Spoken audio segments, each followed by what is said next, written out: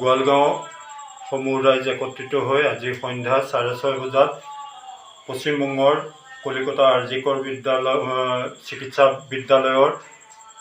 কনিষ্ঠ চিকিৎসক মৌমিতা দেৱনাথৰ যি গণহত্যা বুলি ক'ব পাৰি, এই গণহত্যাত আজি আমাৰ গোৱালগাঁও সমূহ ৰাইজে তীব্ৰ ভাষাৰে গৰিহণা দিছে আৰু যি গণধৰ্ষণকাৰী সেইসকলক যাতে চৰকাৰে উচিত ন্যায় দিয়ে তাৰে আমি কামনা কৰিছোঁ। ধন্যবাদ। প্ৰতিবেশী ৰাজ্য পশ্চিমবংগৰ কলিকতাস্থিত যি চিকিৎসা বিদ্যালয়ৰ চিকিৎসা বিভাগৰ ছাত্ৰীগৰাকীৰ নিৰ্মম হত্যাকাণ্ড, এই হত্যাকাণ্ডক আমি সমগ্ৰ অসমৰ